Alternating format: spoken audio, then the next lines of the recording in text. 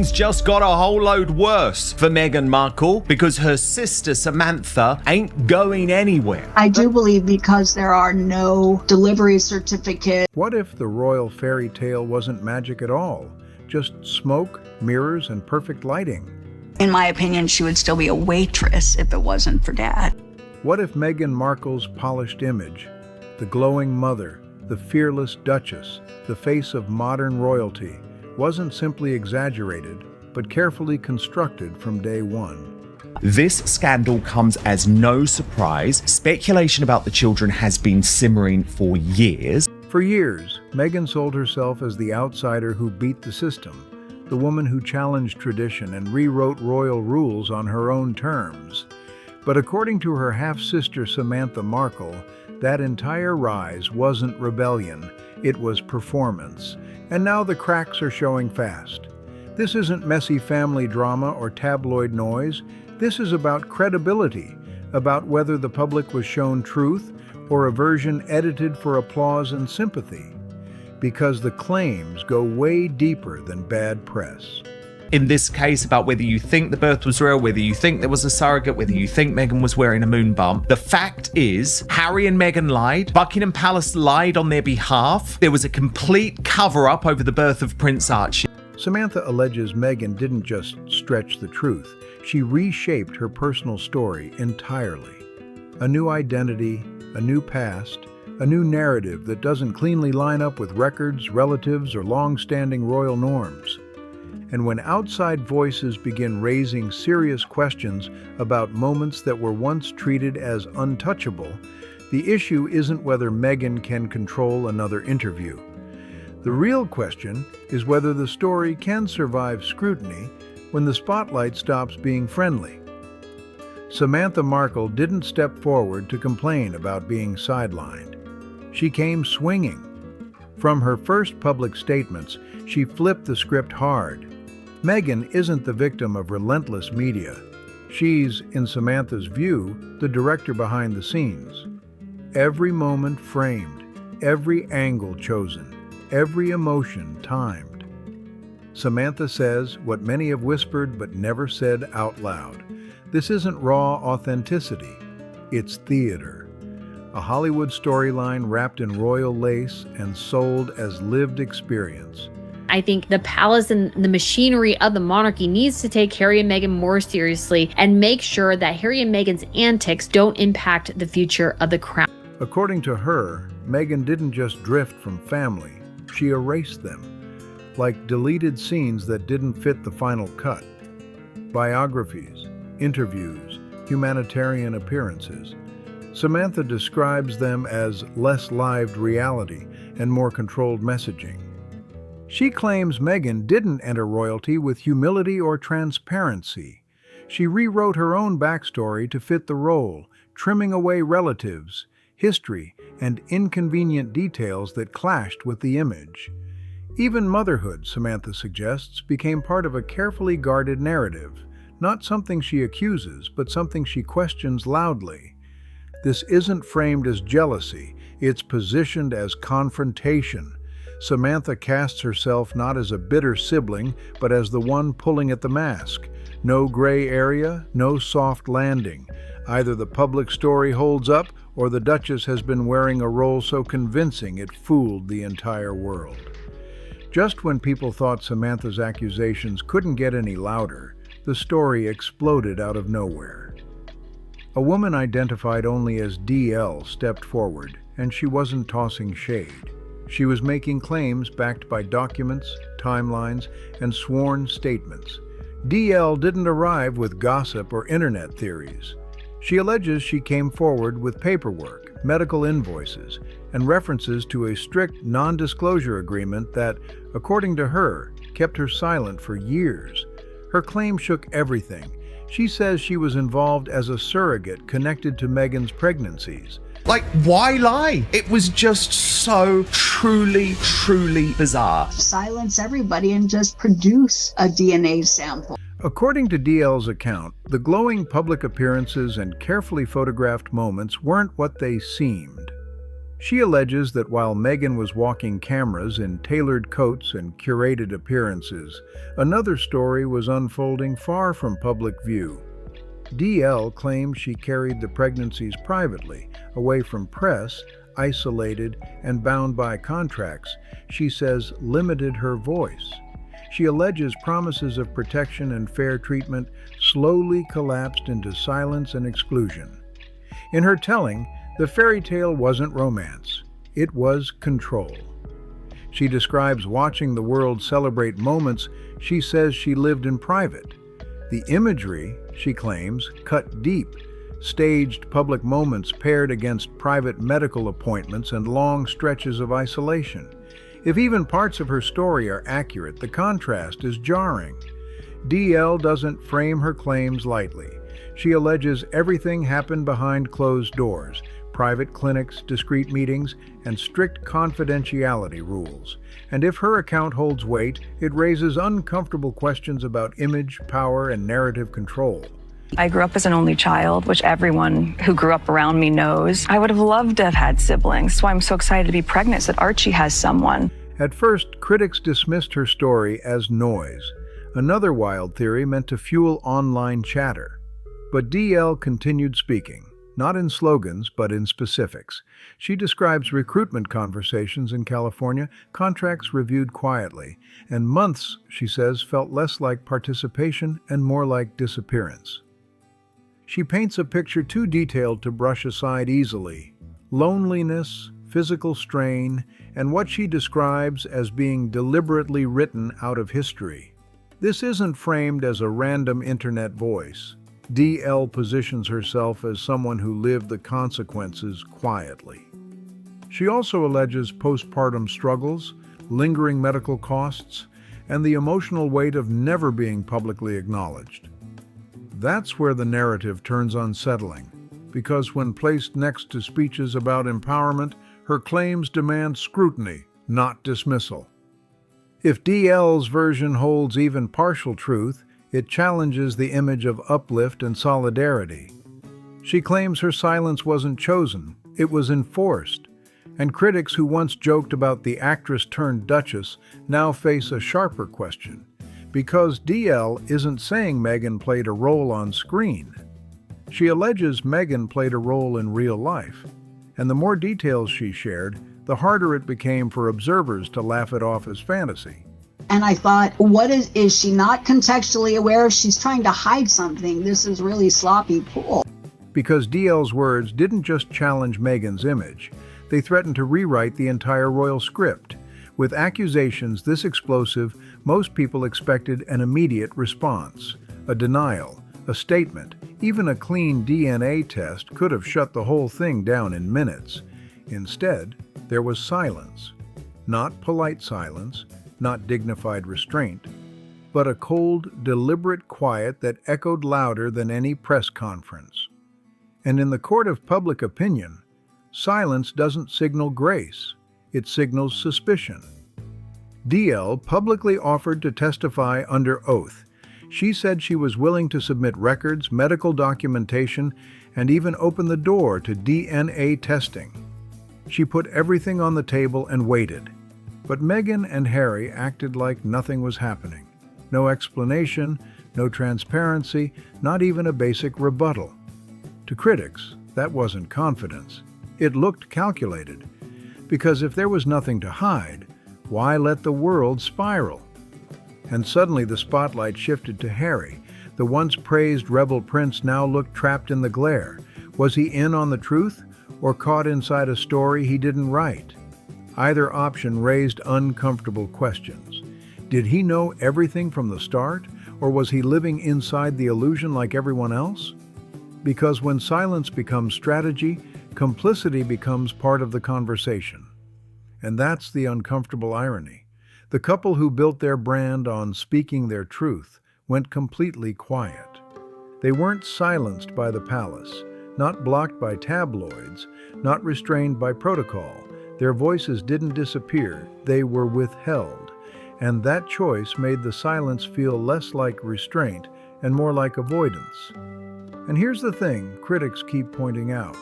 Royal births aren't private moments tucked away from history. They're public milestones wrapped in centuries of transparency and ritual.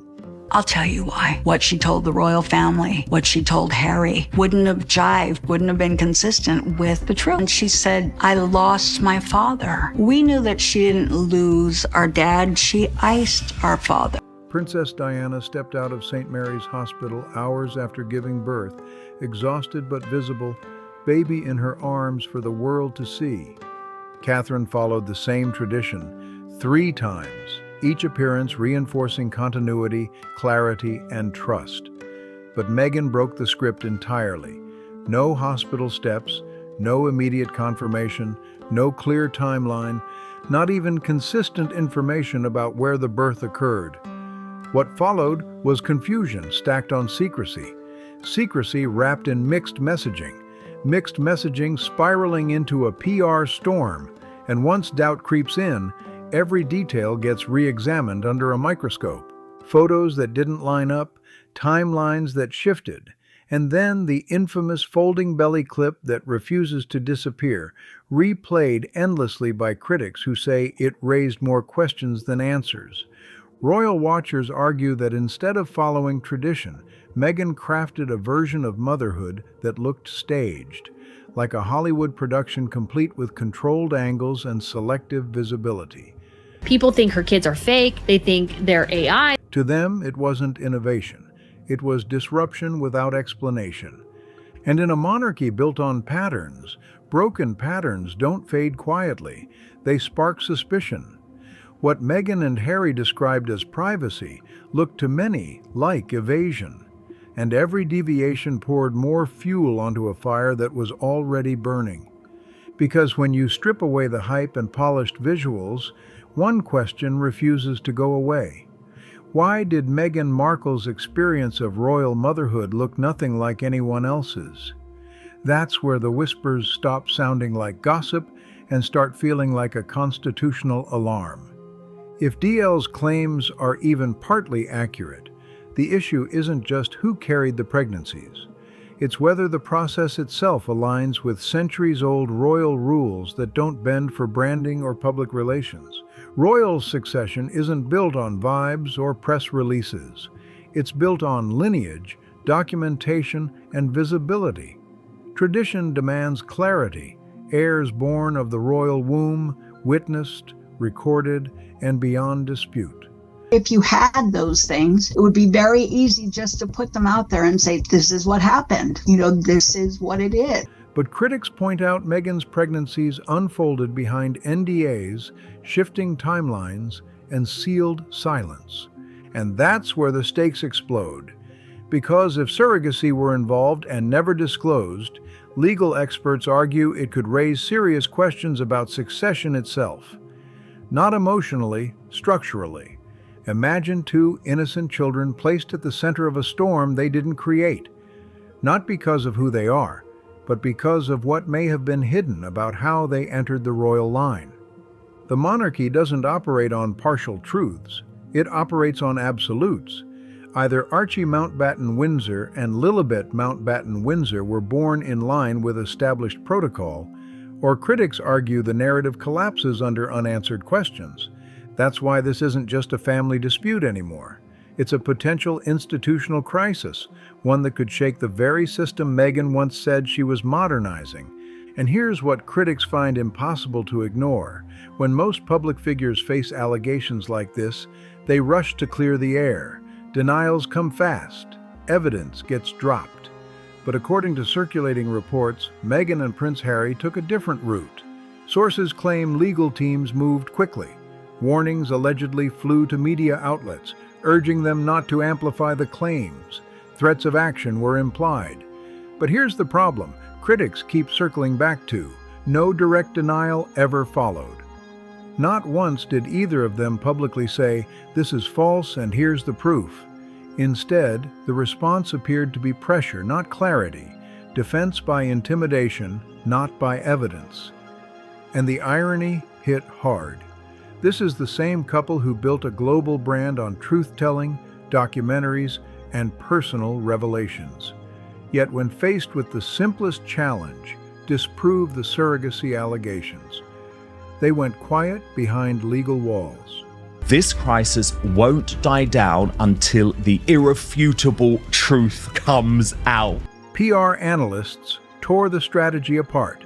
Legal warnings might scare editors, but they don't stop the internet. They don't erase speculation, and they definitely don't replace a clear statement. In fact, critics argue the silence did the opposite. The longer no denial came, the louder the story grew. What started as rumor began sounding, to many, like something being carefully avoided. Because in scandals like this, it's not just about what's said, it's about what isn't. And Meghan and Harry's silence, critics argue, spoke louder than any lawyer's letter ever could. And as that silence dragged on, public perception shifted fast. Polls began showing a sharp turn. More people, according to analysts, were willing to believe DL's account over Meghan's carefully curated version of events. The once untouchable Sussex brand, built on glossy documentaries, headline interviews, and polished PR, suddenly started looking fragile. What once felt solid now looked like a house of cards in a storm. That sit down with Oprah Winfrey, the Netflix series, the speeches about truth, healing, and authenticity, all of it got dragged back into the spotlight and replayed with fresh suspicion. What once sounded empowering now felt rehearsed to critics. Less raw honesty, more performance behind palace gates and Hollywood mansions, and the whispers kept growing louder. Observers began saying Meghan and Prince Harry weren't just battling the press anymore, they were losing public trust. And when you're pregnant, there's not a pillow under your skirt. And there's live footage of her walking towards camera with her abdomen swaying left to right in a black and white checkered dress. So all of the pictures, my point is, out there were inconsistent with the idea of a real pregnancy. A royal physician was not allowed to examine her womb. I mean, I don't know about anybody else, but if I were pregnant with a royal child, you would want that child in the best care of the best medical practitioners that money could buy. And there's a very big difference. It was deliberate. Insiders painted a picture of a couple under pressure, not from tabloids this time, but from cracks in their own credibility. Rumors surfaced of tension at home, claims that the marriage looked more like a business partnership than a love story. Two people scrambling to hold a brand together while the foundation quietly gave way. And Samantha Markle didn't waste the moment. In her eyes, this wasn't karma, it was exposure. The collapse of a narrative, she says, was built on illusion from the start. The Duchess, who promised to rewrite the royal story, now stood accused, by critics, of authoring one of the boldest royal fictions ever told. And as long as no clear answers come, that silence keeps echoing like a verdict. So here we are, Samantha Markle's accusations, DL's alleged surrogate claims detonating online, and Meghan and Harry's refusal to respond becoming, for many, the loudest statement of all. What began as whispers of family drama has now snowballed into something far bigger, a potential constitutional debate, a PR disaster, and a credibility collapse that critics argue no Netflix deal can smooth over. Meghan once positioned herself as a symbol of truth, resilience, and reinvention. But the longer these claims hang unanswered, the more the story shifts from inspiration to illusion. And that's the real tragedy. The fairy tale Meghan tried to control is no longer hers to direct. Every unanswered question feeds suspicion. Every legal warning without a denial makes the silence heavier. With each passing day, critics say the so-called modern royals look less like rebels rewriting tradition and more like actors clinging to a fading script. And here's the kicker. This isn't the first time Meghan's carefully guarded story has started to crack. If today's revelations shocked you, wait until you see what Tom Bower uncovered next, a detail that reportedly left Meghan furious. We broke it all down in the previous video. Don't miss it.